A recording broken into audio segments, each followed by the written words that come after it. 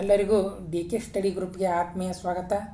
ಸ್ನೇಹಿತರೆ, ಇವತ್ತಿನ ವಿಡಿಯೋದಲ್ಲಿ ನಾವು ಅಕ್ಟೋಬರ್ 1 ಮತ್ತು 2 ಪ್ರಚಲಿತ ಘಟನೆಗಳನ್ನು ಪ್ರಶ್ನೆಗಳ ಮುಖಾಂತರ ಒಂದೊಂದಾಗಿ ಚರ್ಚೆ ಮಾಡೋಣ. ಈ ಎಲ್ಲ ಪ್ರಶ್ನೆಗಳನ್ನು ಸ್ನೇಹಿತರೆ ನಾವು ಕನ್ನಡದ ಪ್ರಮುಖ ದಿನಪತ್ರಿಕೆಯಿಂದ ಒಂದು ಮಾಹಿತಿಯನ್ನು ಕಲೆ ಹಾಕಿವಿ. ಇನ್ನೂ ನಮ್ಮ ಚಾನಲ್ ಯಾರಾದರೂ ಸಬ್ಸ್ಕ್ರೈಬ್ ಮಾಡಿಲ್ಲ ಅಂದರೆ ಸಬ್ಸ್ಕ್ರೈಬ್ ಮಾಡಿ ಮತ್ತು ಬೆಲ್ ಬಟನನ್ನು ಕ್ಲಿಕ್ ಮಾಡಿ. ಹಾಗಾದರೆ ಮೊಟ್ಟ ಮೊದಲ ಪ್ರಶ್ನೆ ಏನಂತ ನೋಡೋದಾದ್ರೆ ಸ್ನೇಹಿತರೆ, 2022 ದಾದಾ ಸಾಹೇಬ್ ಫಾಲ್ಕೆ ಪ್ರಶಸ್ತಿ ಯಾರಿಗೆ ಕೊಡಲಾಗುವುದು? 2022 ದಾದಾ ಸಾಹೇಬ್ ಫಾಲ್ಕೆ ಪ್ರಶಸ್ತಿ ಯಾರಿಗೆ ಕೊಡಲಾಗುವುದು? Option A Rajinikanth, option B Amitabh Bachchan, option C Mithun Chakraborty, option D Rajesh Khanna. ಸ್ನೇಹಿತರೆ, ಸರಿಯಾದ ಉತ್ತರ ಯಾವುದಪ್ಪ ಅಂದ್ರೆ ಗೆಸ್ ಮಾಡಿ ಸ್ನೇಹಿತರೆ. ಸರಿಯಾದ ಉತ್ತರ ಬಂದುಬಿಟ್ಟು ಆಪ್ಷನ್ ಸಿ ಇದೆಯಲ್ಲ, ಮಿಥುನ್ ಚಕ್ರವರ್ತಿ. ಮಿಥುನ್ ಚಕ್ರವರ್ತಿ ಅವರಿಗೆ 2022 ಪ್ರಶಸ್ತಿಯನ್ನು ಈ ವರ್ಷ ಘೋಷಣೆ ಮಾಡಿದ್ದಾರೆ ಸ್ನೇಹಿತರೆ. ಇದೇ ತಿಂಗಳಲ್ಲಿ ಈ ಪ್ರಶಸ್ತಿಯನ್ನು ಪ್ರದಾನ ಮಾಡಲಾಗುವುದು. ಹಾಗಾದರೆ ಈ ಪ್ರಶಸ್ತಿ ಬಗ್ಗೆ ಇನ್ನಷ್ಟು ಮಾಹಿತಿ ನೋಡೋದಾದ್ರೆ ಸ್ನೇಹಿತರೆ, ದಾದಾ ಸಾಹೇಬ್ ಫಾಲ್ಕೆ ಪ್ರಶಸ್ತಿ ಭಾರತೀಯ ಸಿನಿಮಾ ರಂಗದಲ್ಲಿ ನೀಡುವಂಥ ಒಂದು ಅತಿ ಉನ್ನತ ಪ್ರಶಸ್ತಿಯಾಗಿದೆ ಸ್ನೇಹಿತರೆ. ಹೆಂಗೆ ನಾವು ಜಗತ್ತಿನ ಇತಿಹಾಸದಲ್ಲಿ ಜಗತ್ತಿನ ಸಿನಿಮಾ ರಂಗದಲ್ಲಿ ನೀಡುವ ಅತಿ ಉನ್ನತ ಪ್ರಶಸ್ತಿ ಅಂದ್ರೆ ಅದು ಆಸ್ಕರ್ ಪ್ರಶಸ್ತಿ ಅಂತ ಹೇಳ್ತೀವಿ. ಅದೇ ರೀತಿ ಭಾರತದ ಒಂದು ದೇಶದಲ್ಲಿ ನಮ್ಮ ದೇಶದಲ್ಲಿ ನೀಡುವ ಅತಿ ಉನ್ನತ ಪ್ರಶಸ್ತಿ ಅಂದ್ರೆ ಅದು ದಾದಾ ಸಾಹೇಬ್ ಫಾಲ್ಕೆ ಪ್ರಶಸ್ತಿ. ಹಾಗಾದ್ರೆ ಈ ಪ್ರಶಸ್ತಿಯನ್ನು ಸ್ಥಾಪನೆ ಮಾಡೋದು ಯಾವಾಗಪ್ಪ ಅಂದ್ರೆ 1969ರಲ್ಲಿ ಭಾರತ ಸರ್ಕಾರ ಈ ಪ್ರಶಸ್ತಿಯನ್ನು ಸ್ಥಾಪನೆ ಮಾಡಿದೆ. ಹಾಗಾದರೆ ಇದನ್ನು ಮೊಟ್ಟ ಮೊದಲ ಬಾರಿಗೆ ಯಾರಿಗೆ ಕೊಡಲಾಗಿದೆಯಪ್ಪ ಅಂದ್ರೆ ದೇವಿಕಾ ರಾಣಿಯವರಿಗೆ. 1969ರಲ್ಲಿ ಈ ಪ್ರಶಸ್ತಿಯನ್ನು ದೇವಿಕಾ ರಾಣಿಯವರಿಗೆ ಕೊಡಲಾಗಿದೆ. ಹಾಗಾದರೆ 2022 54ನೇ ದಾದಾ ಸಾಹೇಬ್ ಫಾಲ್ಕೆ ಇಲ್ಲಿವರೆಗೆ ಎಷ್ಟು ಜನರಿಗೆ? 54 ಜನರಿಗೆ ಕೊಡಲಾಗಿದೆ. ಆ 54ನೇ ವ್ಯಕ್ತಿ ಯಾರಪ್ಪ ಅಂದ್ರೆ ಮಿಥುನ್ ಚಕ್ರವರ್ತಿ. ಹಾಗಾದ್ರೆ ಯಾರು ಮಿಥುನ್ ಚಕ್ರವರ್ತಿ ನೋಡೋದಾದ್ರೆ ಸ್ನೇಹಿತರೆ, ಮಿಥುನ್ ಚಕ್ರವರ್ತಿಯವರು ಬಂದುಬಿಟ್ಟು ಹಿಂದಿ ಚಿತ್ರರಂಗ ಏನು ಬಾಲಿವುಡ್ ಚಿತ್ರರಂಗ ಅಂತ ಕರಿತೇವ್ರಿ ಸ್ನೇಹಿತರೆ. ಹಿಂದಿ ಚಿತ್ರ ಒಬ್ಬ ನಟ ಆಗಿದ್ದಾರೆ ಸ್ನೇಹಿತರೆ. ಅವರಿಗೆ ಈ ಬಾರಿಯ ಒಂದು ದಾದಾ ಸಾಹೇಬ್ ಫಾಲ್ಕೆ ಪ್ರಶಸ್ತಿಯನ್ನು ಕೊಡಲಾಗಿದೆ. ಹಾಗಾದ್ರೆ ಇನ್ನೊಂದು ನಿಮಗೆ ಪ್ರಶ್ನೆ ಸ್ನೇಹಿತರೆ, ದಾದಾ ಸಾಹೇಬ್ ಫಾಲ್ಕೆ ಪ್ರಶಸ್ತಿ ಪಡೆದ ಮೊಟ್ಟ ಮೊದಲ ಕನ್ನಡಿಗ ಯಾರು? ಕಮೆಂಟ್ ಮುಖಾಂತರ ತಿಳಿಸಿ ಸ್ನೇಹಿತರೆ. ನೆಕ್ಸ್ಟ್ ಎರಡನೇ ಪ್ರಶ್ನೆ ನೋಡೋದಾದ್ರೆ, ಅತಿ ವೇಗವಾಗಿ 27,000 ರನ್ ಪೂರೈಸಿದ ವಿಶ್ವದ ಮೊದಲ ಆಟಗಾರ ಯಾರು? ಅತಿ ವೇಗವಾಗಿ 27,000 ರನ್ ಪೂರೈಸಿದ ವಿಶ್ವದ ಮೊದಲ ಆಟಗಾರ ಯಾರು? Option A Joe Root, option B Virat Kohli, option C Sachin Tendulkar, option D Kumar Sangakkara. ಸ್ನೇಹಿತರೆ, ಅಂತಾರಾಷ್ಟ್ರೀಯ ಕ್ರಿಕೆಟ್ನಲ್ಲಿ 27,000 ರನ್ನವನ್ನು ಭಾಳಷ್ಟು ಜನರು ಪೂರೈಸಿದ್ದಾರೆ. ಬಟ್ ಅತಿ ವೇಗವಾಗಿ ಯಾರಂತೇಳಿ ಇದು ಪ್ರಶ್ನೆ ಇರೋದು ಸ್ನೇಹಿತರೆ. ಇದಕ್ಕೆ ಸರಿಯಾದ ಉತ್ತರ ಬಂದುಬಿಟ್ಟು ಯಾರಪ್ಪ ಅಂದ್ರೆ ಆಪ್ಷನ್ ಬಿ ಇದೆಯಲ್ಲ, Virat Kohli is right answer. ಸ್ನೇಹಿತರೆ, ಭಾರತ ತಂಡದ ಏನು ಕಿಂಗ್ ಕೊಹ್ಲಿ ಅಂತ ಕರಿತೀವಲ್ಲ ಸ್ನೇಹಿತರೆ, ಅವರು ಇತ್ತೀಚೆಗೆ ಮುಕ್ತಾಯವಾದ ಬಾಂಗ್ಲಾದೇಶ ವಿರುದ್ಧ ಟೆಸ್ಟ್ನಲ್ಲಿ 27,000 ರನ್ ಪೂರೈಸಿದ್ದಾರೆ ಸ್ನೇಹಿತರೆ. ಬಟ್ ಅದು ಕೂಡ ಅತಿ ವೇಗವಾಗಿ. ಈ ಮುಂಚೆ ಈ ರೆಕಾರ್ಡ್ ಯಾರ ಹೆಸರಲ್ಲಿರುತ್ತಪ್ಪ ಅಂದ್ರೆ ಏನು ನಮ್ಮ ಕ್ರಿಕೆಟ್ನ ಗಾಡ್ ಅಂತ ಕರಿತೀವಿ, ಸಚಿನ್ ತೆಂಡೂಲ್ಕರ್ ಅವರ ಹೆಸರಲ್ಲಿತ್ತು. ಬಟ್ ಅದನ್ನು ಯಾರು ಬ್ರೇಕ್ ಮಾಡಿದ್ದಾರೆ? ವಿರಾಟ್ ಕೊಹ್ಲಿ ಅವರು. ಮುಂದಿನ ಪ್ರಶ್ನೆ, ಯಾವ ದಿನವನ್ನು ಅಂತಾರಾಷ್ಟ್ರೀಯ ಹಿರಿಯ ನಾಗರಿಕರ ದಿನ ಎಂದು ಆಚರಿಸಲಾಗುತ್ತದೆ? ಯಾವ ದಿನವನ್ನು ಅಂತಾರಾಷ್ಟ್ರೀಯ ಹಿರಿಯ ನಾಗರಿಕರ ದಿನ ಎಂದು ಆಚರಿಸಲಾಗುತ್ತದೆ? Option A September 30, option B September 28, option C October 1, option D October 2. ಇದಕ್ಕೆ ಯಾವುದಪ್ಪ ರೈಟ್ ಆನ್ಸರ್ ಅಂದರೆ ಆಪ್ಷನ್ ಸಿ ಇದೆಯಲ್ಲ, ಅಕ್ಟೋಬರ್ 1ರಂದು ಇಡೀ ವಿಶ್ವದಲ್ಲಿ ಜಾಗತಿಕವಾಗಿ ನಾವು ಅಂತಾರಾಷ್ಟ್ರೀಯ ಹಿರಿಯ ನಾಗರಿಕರ ದಿನ, ಏನು ಅಂತಾರಾಷ್ಟ್ರೀಯ ವಯಸ್ಸಾದವರ ದಿನ, ಹಿರಿಯ ನಾಗರಿಕರ ದಿನ ಅಂತೇಳಿ ನಾವು ವಿಶ್ವದ ಎಲ್ಲ ಕಡೆ ಅಕ್ಟೋಬರ್ 1ರಂದು ಈ ದಿನವನ್ನು ನಾವು ಆಚರಣೆ ಮಾಡ್ತಾಯಿದ್ದೀವಿ. 4ನೇ ಪ್ರಶ್ನೆ, 2024ನೇ ಸಾಲಿನ under 17 sap championship football tourney ಗೆದ್ದ ತಂಡ ಯಾವುದು? 2024ನೇ ಸಾಲಿನ under 17 sap championship football tourney ಗೆದ್ದ ತಂಡ ಯಾವುದು? Option A Bharat, option B Bangladesh, option C China, option D Pakistan. ಇದಕ್ಕೆ ಸರಿ ಉತ್ತರ ಬಂದುಬಿಟ್ಟು ಸ್ನೇಹಿತರೆ ಭಾರತ ಅಂತ ಹೇಳಿ ಸ್ನೇಹಿತರೆ. ಆಪ್ಷನ್ ಎ ಇದೆಯಲ್ಲ ಭಾರತ. ಯಾವ ಕಪ್ ಸ್ನೇಹಿತರೆ? ಸ್ಯಾಪ್ ಟೂರ್ನಮೆಂಟ್ ಅಂತ ಕರಿತೇವೆ ಸ್ನೇಹಿತರೆ. ಇದು ಒಂದು ಸ್ಯಾಪ್ ಟೂರ್ನಮೆಂಟ್. ಯಾವ ಒಂದು ಕ್ರೀಡೆ ಅಂತಲೂ ಕೇಳ್ಬೋದು ಸ್ನೇಹಿತರೆ. ಇದು ಫುಟ್ಬಾಲ್ಗೆ ಆಡುವಂಥ ಒಂದು ಟೂರ್ನಮೆಂಟ್. ಯಾವ ಸ್ನೇಹಿತರೆ? ಫುಟ್ಬಾಲ್ ಅಂತ ಹೇಳ್ತೀವಿ. ಭಾರತ 6ನೇ ಬಾರಿ ಅಂಡರ್-17 ಸ್ಯಾಪ್ ಟೂರ್ನಮೆಂಟ್. ಇದು ಎಷ್ಟನೇ ಬಾರಿ ಗೆದ್ದಿದೆ? ಇದು 6ನೇ ಬಾರಿ ಈ ಪ್ರಶಸ್ತಿಯನ್ನು ಗೆದ್ದಿದೆ. ಮುಂದಿನ ಪ್ರಶ್ನೆ, ಇತ್ತೀಚೆಗೆ ಯುನೆಸ್ಕೋ ಮಾನ್ಯತೆ ಪಡೆದಿರುವ ಇಡಗುಂಜಿ ಮಹಾಗಣಪತಿ ಯಕ್ಷಮಂಡಳಿ ಕೆಳಗಿನ ಯಾವ ಜಿಲ್ಲೆಯಲ್ಲಿ ಕಂಡುಬರುತ್ತದೆ?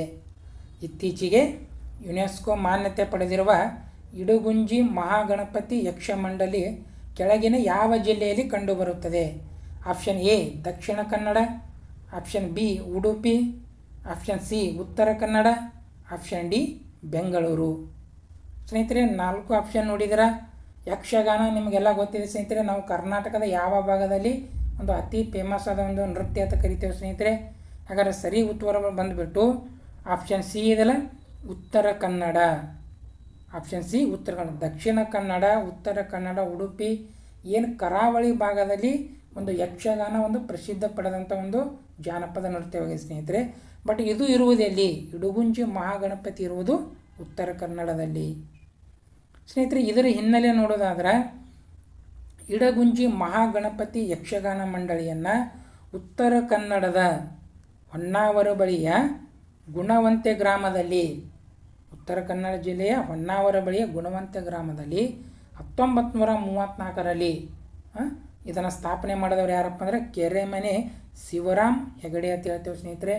ಸುಮಾರು 90 ವರ್ಷ, 2024 ಅಂದರೆ 90 ವರ್ಷ ಇತಿಹಾಸ ಇರುವ ಈ ಒಂದು ಯಕ್ಷಗಾನ ಮಂಡಳಿಗೆ ಯುನೆಸ್ಕೋದವರು ಕೂಡ ಒಂದು ಮಾನ್ಯತೆಯನ್ನು ಕೊಟ್ಟಿದ್ದಾರೆ ಸ್ನೇಹಿತರೆ. ಇದು ಇತ್ತೀಚೆಗೆ ಕರ್ನಾಟಕದಲ್ಲಿ ಯುನೆಸ್ಕೋ ಮಾನ್ಯತೆ ಮಾಡ್ತಾ ಇರೋ 2ನೇ ಸ್ಥಳ. ಇತ್ತೀಚೆಗೆ ಒಂದು ಮಾಡಿದ ಸ್ನೇಹಿತರೆ ಯಾವುದಪ್ಪ ಅಂದ್ರೆ ಅದು ಜಾನಪದ ಲೋಕ ಅಂತೇಳಿ. ಜಾನಪದ ಲೋಕ ಇಲ್ಲಿ ಎಚ್.ಎಲ್. ನಾಗೇಗೌಡರು ಸ್ಥಾಪನೆ ಮಾಡಿದ ಜಾನಪದ ಲೋಕಕ್ಕೂ ಕೂಡ ಒಂದು ಯುನೆಸ್ಕೋ ಮಾನ್ಯತೆಯನ್ನು ಕೊಟ್ಟಿದೆ. ಅದರ ಜೊತೆಗೆ ಈಗ ಇಡಗುಂಜಿ ಮಹಾಗಣಪತಿ ಯಕ್ಷಗಾನ ಮಂಡಳಿ ಕೂಡ ಸೇರಿದೆ ಸ್ನೇಹಿತರೆ. 6ನೇ ಪ್ರಶ್ನೆ, ಯಾವ ರಾಜ್ಯ ಸರ್ಕಾರವು ದೇಸಿ ಹಸುಗಳನ್ನು ರಾಜ್ಯ ಮಾತೆ ಗೋಮಾತೆ ಎಂದು ಘೋಷಿಸಿದೆ? ಯಾವ ರಾಜ್ಯ ಸರ್ಕಾರವು ದೇಸಿ ಹಸುಗಳನ್ನು ರಾಜ್ಯ ಮಾತೆ ಗೋಮಾತೆ ಎಂದು ಘೋಷಿಸಿದೆ? Option A Maharashtra, option B Uttarakhand, option C Uttar Pradesh, option D Assam. ಸ್ನೇಹಿತರೆ ದೇಸಿ ಹಸುಗಳನ್ನು ನಾವು ನಮ್ಮ ರಾಜ್ಯದ ಒಂದು ಗೋಮಾತೆ ಅಂತ ಹೇಳಿದಂಥ ಒಂದು ಯಾವ ರಾಜ್ಯ ಸರ್ಕಾರಪ್ಪ, ಯಾವ ರಾಜ್ಯ ಅಂತ ಪ್ರಶ್ನೆ ಕೇಳುವ ಸಾಧ್ಯತೆ ಇದೆ. ಇದಕ್ಕೆ ಸರಿ ಉತ್ತರ ಬಂದುಬಿಟ್ಟು ಆಪ್ಷನ್ ಎ ಇದೆಯಲ್ಲ ಮಹಾರಾಷ್ಟ್ರ. ಮಹಾರಾಷ್ಟ್ರ ರಾಜ್ಯ ಸರ್ಕಾರವು ಒಂದು ಸಂಪುಟದಲ್ಲಿ ಏನು ತೀರ್ಮಾನ ತಗೊಂಡಾರಪ್ಪ ಅಂದ್ರೆ ಇನ್ನು ಮುಂದೆ ನಮ್ಮ ರಾಜ್ಯದಲ್ಲಿ ದೇಸಿ ಹಸುಗಳನ್ನು ರಾಜ್ಯ ಮಾತೆ ಮತ್ತು ಗೋಮಾತೆ ಎಂದು ಕರಿತೇವೆ ಅಂತೇಳಿ ಘೋಷಣೆ ಮಾಡಿದ್ದಾರೆ. 7ನೇ ಪ್ರಶ್ನೆ, ಶಿಗೆರು ಇಶಿಬಾ ಅವರು ಯಾವ ದೇಶದ ನೂತನ ಪ್ರಧಾನಿಯಾಗಿ ಆಯ್ಕೆಯಾಗಿದ್ದಾರೆ? ಶಿಗೆರು ಇಶಿಬಾ ಅವರು ಯಾವ ದೇಶದ ನೂತನ ಪ್ರಧಾನಿಯಾಗಿ ಆಯ್ಕೆಯಾಗಿದ್ದಾರೆ? Option A Japan, option B ದಕ್ಷಿಣ Korea, option C France, option D Israel. ಇದಕ್ಕೆ ಸರಿ ಉತ್ತರ ಬಂದುಬಿಟ್ಟು ಸ್ನೇಹಿತರೆ ಆಪ್ಷನ್ ಎ ಇದೆಯಲ್ಲ ಜಪಾನ್. ಏನು ಏಷ್ಯಾ ಖಂಡದ ಒಂದು ರಾಷ್ಟ್ರ ಆದಂಥ ಜಪಾನ್ ದೇಶಕ್ಕೆ ಇತ್ತೀಚೆಗೆ ನೂತನ ಪ್ರಧಾನಿಯನ್ನು ಆಯ್ಕೆ ಮಾಡಲಾಗಿದೆ. ಅವರ ಹೆಸರು ಬಂದುಬಿಟ್ಟು ಸ್ನೇಹಿತರೆ ಯಾರು? ಶಿಗೆರು ಇಶಿಬಾ ಅಂತೇಳಿ. 8ನೇ ಪ್ರಶ್ನೆ, ಸಶಸ್ತ್ರ ಪಡೆಗಳ ವೈದ್ಯಕೀಯ ಸೇವೆಗಳ ಮಹಾನಿರ್ದೇಶಕ ಹುದ್ದೆಗೆ ಏರಿದ ಮೊದಲ ಮಹಿಳೆ ಯಾರು? ಸಶಸ್ತ್ರ ಪಡೆಗಳ ವೈದ್ಯಕೀಯ ಸೇವೆಗಳ ಮಹಾನಿರ್ದೇಶಕ ಹುದ್ದೆಗೆ ಏರಿದ ಮೊದಲ ಮಹಿಳೆ ಯಾರು? Option A Aarti Sarin, option B Bhawana Kanth, option C Neena Singh, option D Avani Chaturvedi. ಸ್ನೇಹಿತರೆ ಇದಕ್ಕೆ ರೈಟ್ ಆನ್ಸರ್ ಬಂದುಬಿಟ್ಟು ಆಪ್ಷನ್ ಎ ಇದೆಯಲ್ಲ ಆರತಿ ಸರೀನ್ ಅವರನ್ನು. ಇದೇ ಮೊದಲ ಬಾರಿಗೆ ಈ ಹುದ್ದೆಗೆ ಇಲ್ಲಿವರೆಗೆ ಪುರುಷರ ಮಾತ್ರನ ನೇಮಕ ಮಾಡ್ತಾಯಿದ್ರು. ಬಟ್ ಇದೇ ಫಸ್ಟ್ ಟೈಮ್ ಒಬ್ಬ ಮಹಿಳೆಯರಿಗೆ ನೇಮಕ ಮಾಡ್ಯಾರ. ಸಶಸ್ತ್ರ ಪಡೆಗಳ ವೈದ್ಯಕೀಯ ಸೇವೆಗಳ ಮಹಾನಿರ್ದೇಶಕ ಹುದ್ದೆಗೆ ಯಾರಪ್ಪ ಅಂದ್ರೆ ಅದು ಆರತಿ ಸರೀನ್ ಅವರನ್ನು. 9ನೇ ಪ್ರಶ್ನೆ ಬಂದುಬಿಟ್ಟು ವಾಯುಪಡೆಯ ನೂತನ ಮುಖ್ಯಸ್ಥರನ್ನಾಗಿ ಯಾರು ನೇಮಕಗೊಂಡಿದ್ದಾರೆ? ವಾಯುಪಡೆಯ ನೂತನ ಮುಖ್ಯಸ್ಥರನ್ನಾಗಿ ಯಾರು ನೇಮಕಗೊಂಡಿದ್ದಾರೆ? Option A Vivek Ram Chaudhary, option B Amarpreet Singh, option C Upendra Dwivedi, option D Dinesh Tripathi. ಸ್ನೇಹಿತರೆ ಇದಕ್ಕೆ ಸರಿಯಾದ ಉತ್ತರ ಬಂದುಬಿಟ್ಟು ಇತ್ತೀಚೆಗೆ ನೇಮಕ ಮಾಡಿದ್ದಾರೆ ಸ್ನೇಹಿತರೆ. ಇದಕ್ಕೆ ಸರಿಯಾದ ಉತ್ತರ ಬಂದುಬಿಟ್ಟು ಆಪ್ಷನ್ ಬಿ ಇದಲ್ಲ, ಅಮರ್‌ಪ್ರೀತ್ ಸಿಂಗ್ ಅಥವಾ ಎ ಪಿ ಸಿಂಗ್ ಅಂತ ಕರೀತಾರೆ ಸ್ನೇಹಿತರೆ. ಇವರನ್ನು ನಮ್ಮ ಭಾರತದ ವಾಯುಪಡೆಯ ನೂತನ ಮುಖ್ಯಸ್ಥರನ್ನಾಗಿ ಅಧಿಕಾರ ಸ್ವೀಕಾರ ತೊಂದರೆ ಸ್ನೇಹಿತರೆ ನೇಮಕ ಮಾಡಲಾಗಿದೆ. ಇನ್ನು 10ನೇ ಪ್ರಶ್ನೆ ಬಂದುಬಿಟ್ಟು ವಂದೇ ಭಾರತ್ ಟ್ರೈನ್ನ ಲೋಕೋ ಪೈಲಟ್ ಹುದ್ದೆಗೇರಿದ ಮೊದಲ ಬುಡಕಟ್ಟು ಮಹಿಳೆ ಯಾರು? ವಂದೇ ಭಾರತ ಟ್ರೈನ್ನ ಲೋಕೋ ಪೈಲಟ್ ಹುದ್ದೆಗೇರಿದ ಮೊದಲ ಬುಡಕಟ್ಟು ಮಹಿಳೆ ಯಾರು? Option A Ritika Tirkey, option B Surekha Yadav, option C Mohana Singh, option D Prakriti. ಸ್ನೇಹಿತರೆ ಈಗಾಗಲೇ ಭಾರತದ ಎಲ್ಲ ಕಡೆ ವಂದೇ ಭಾರತ ಟ್ರೈನ್ಗಳ ಸಂಚಾರ ಶುರುವಾಗಿದೆ ಸ್ನೇಹಿತರೆ. ಬಟ್ ಲೋಕೋ ಪೈಲಟ್ ಹುದ್ದೆಗೆ ಫಸ್ಟ್ ಟೈಮ್ ಅದರಲ್ಲಿಯೂ ಬುಡಕಟ್ಟ ಮಹಿಳೆ ಕೂಡ ಆಯ್ಕೆಯಾಗಿದ್ದಾರೆ. ಯಾರಪ್ಪ ಅಂದ್ರೆ ಸರಿ ಉತ್ತರ ಬಂದುಬಿಟ್ಟು ಸ್ನೇಹಿತರೆ ಆಪ್ಷನ್ ಎ ರಿತಿಕಾ ತಿರ್ಕಿ. ಇವರು ಯಾವ ರಾಜ್ಯದವರು ಅಂದರೆ ಜಾರ್ಖಂಡ್ ರಾಜ್ಯದ ಒಬ್ಬ ಮಹಿಳೆ. ಫಸ್ಟ್ ಟೈಮ್ ಒಬ್ಬ ಬುಡಕಟ್ಟ ಮಹಿಳೆ ಲೋಕೋ ಪೈಲಟ್, ಅದರಲ್ಲಿ ಯಾವುದು ವಂದೇ ಭಾರತ್ ಟ್ರೈನನ್ನು ಲೋಕೋ ಪೈಲಟ್ ಹುದ್ದೆಗೇರಿದ ಮೊದಲ ಮಹಿಳೆ ಯಾರಪ್ಪ ಅಂದ್ರೆ ಅದು ರಿತಿಕಾ ತಿರ್ಕಿ ಅಂತ ಸ್ನೇಹಿತರೆ. ಹಾಗಾದರೆ ಇಲ್ಲಿವರೆಗೆ ಅಕ್ಟೋಬರ್ 1 ಮತ್ತು 2ರ ಒಂದು ಕರೆಂಟ್ ಅಫೇರ್ಸನ್ನು ನಾವು ನೋಡಿದ್ದೇವೆ ಸ್ನೇಹಿತರೆ. ವಿಡಿಯೋ ಇಷ್ಟ ಆದರೆ ಒಂದು ಲೈಕ್ ಕೊಡಿ ಸ್ನೇಹಿತರೆ. ಎಲ್ಲರಿಗೂ ಧನ್ಯವಾದಗಳು.